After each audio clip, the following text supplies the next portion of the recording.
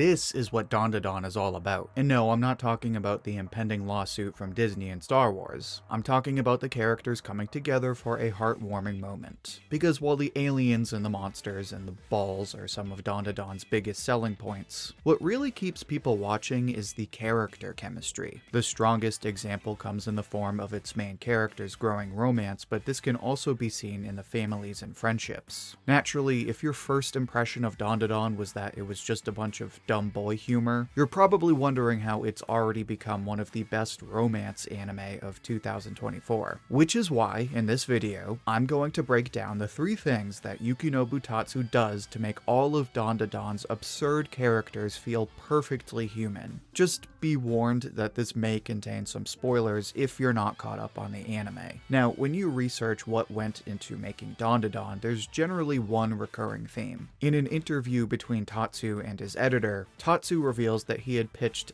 dozens of one-shots that all got rejected. His editor, who had been telling him to try this or that for what felt like forever, eventually told Tatsu to draw what he wanted to, and it was immediately at that point that Tatsu began drawing Dandadan. So one thing that has always guided the story of Dandadan is Tatsu's unfiltered personality, and one of the best ways he does this is by keeping the story simple. And I say simple because while haters may try to bash Dandadan for its admittedly dumb boy humor, this humor works so well because it's not trying to be something that it's not, and that's what makes Dandadan so fun to read. In the very first chapter, what becomes clear right away is that Momo and Okarun are both the driving force of this story, because between all the crazy monsters and aliens, it's these 2 characters that make you invest in the story. And the reason this comes so easily is because they're each fundamentally simple characters. Momo is by no means a revolutionary character. She's a girl with a celebrity crush, but she also likes girly things. And she's not afraid to go all in on dinner, or oversized sweaters, or putting her hair up because it's just that kind of day. All of these are simple things, but they all make Momo feel like a human character because they're all things we've seen or done ourselves. And the same is true for Okarun. He's a nerd who reads about stuff that nobody seems to care about, and he has trouble making friends, and although he's awkward, he always does the right thing.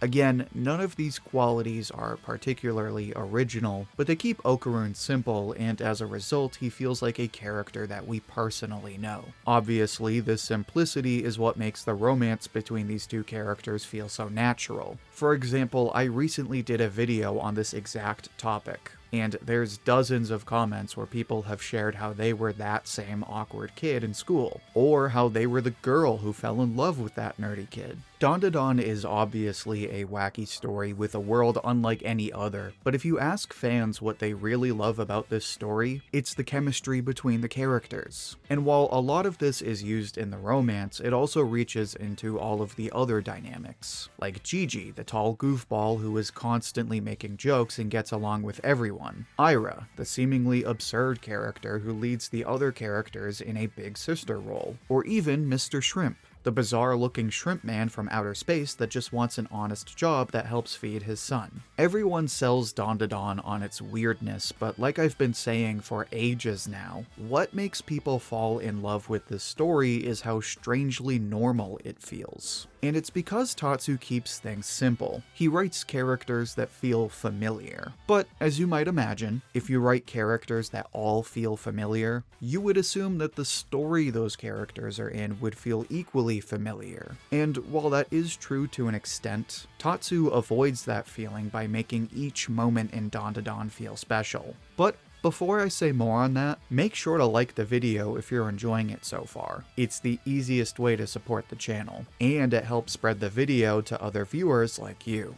Now, like I said, in Dandadan, Tatsu makes everything feel special, and right away this reminds me of what Araki, the creator of JoJo, talks about in his own book in writing manga. He says that you have to design characters that stand out from everything else. And in his stories, he's always trying to draw moments that readers will always remember. Obviously, he does this incredibly well, as JoJo is one of the biggest meme machines in anime. More recently, you can see this in Chainsaw Man, a series with some of the most instantly iconic moments we've seen in years. And of course, you probably know by now that Tatsu worked with Fujimoto for years. So naturally, Tatsu would have at least some idea of how to make scenes that feel special. Evidently, he knows exactly what this takes. Whether it's the yokai goblin granny, the Flatwoods monster that turns Momo's backyard into a sumo ring, or more recently, the acrobatic Silky. Dandadan is the product of Tatsu's unfiltered brand of creativity, and while one way he expresses this is through the simplicity and silliness of characters, the other way he does this is by creating these otherworldly characters and moments. Even with a character like Acrobatic Silky, who isn't nearly as iconic as the foul-mouthed Turbo Granny, you take one look at her and you can tell she's clearly a Dandadan character. The eerie dress and hat, the freakishly long limbs, and especially the hollow-looking face with that smile with way too many teeth.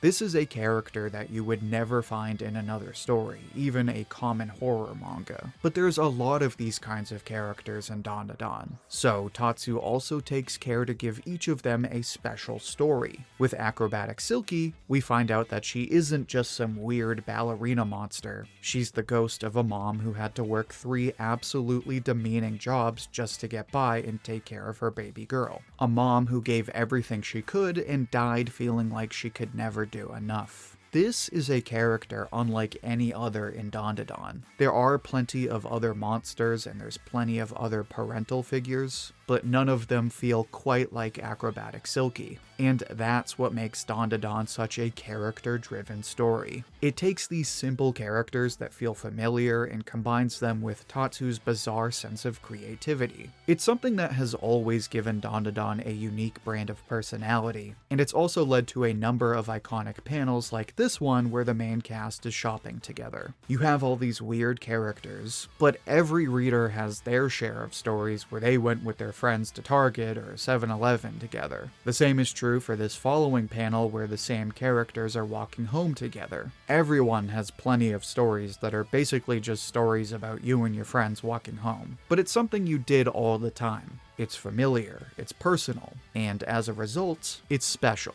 This is what I've always loved about Dandadan, and it's because Tatsu masterfully combines simple characters and ideas with special storytelling. And as we all know by now, one of the best examples of this is with Mr. Shrimp. Now, Mr. Shrimp's real name is Peeny Weeny, but it feels weird to call a grown man, well, a grown alien man, Peeny Weeny, so like the Dandadan crew rightfully does, we're just gonna stick with Mr. Shrimp. Now, following the big battle at school with the aliens and Nessie, Mr. Shrimp tries and fails to attack Momo and Ira. When they bring him home so he can recover, he's welcomed to one of Dandadan's iconic family meals. A common trope that perfectly reflects everything we've discussed so far. It's home to aliens, monsters, and kids with superpowers all fighting each other over crab legs and sushi. But it reminds us that these are human characters that do simple things like sitting down to share meals together. Anyway, while eating, Mr. Shrimp reveals that he has a son.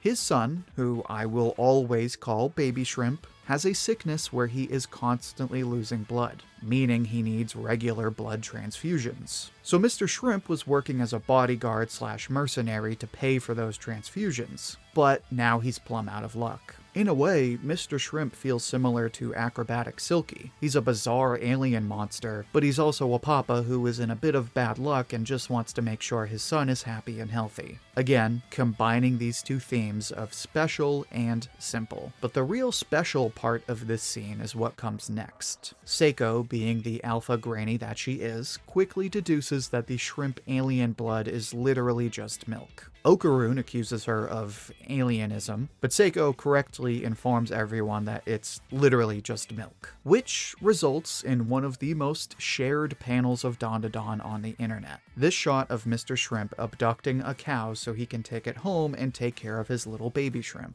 In the beginning, I said this is what Dandadan is all about, and I meant it. At first, you get the impression that Dandadan is all about the aliens and the yokai and being weird, and it's nothing but dumb boy jokes. And all of that is true. But while you probably start Dandadan for these things, you really do stay for the characters. That's because they're all like Mr. Shrimp. This scene of him abducting a cow is so simple, but it's treated like a big deal, and Tatsu does everything he can to make it feel like a scene you've never experienced before. Likewise, Mr. Shrimp is a bizarre-looking shrimp man from outer space that drives around in a totally not Millennium Falcon. But he's also just a papa that wants an honest day's work and a good life for his baby boy. If any of these things were missing, scenes like this wouldn't be nearly as iconic. Which is why it's so incredible how Tatsu can balance these two themes in his story. He draws these otherworldly characters, but he also writes them so that they feel refreshingly down to earth. It makes Dandadan an absurd story with a bizarre plot that, at the end of the day, will always be about its small family of characters. And it's for these reasons that Dandadan continues to deliver some of the best character chemistry I've ever seen.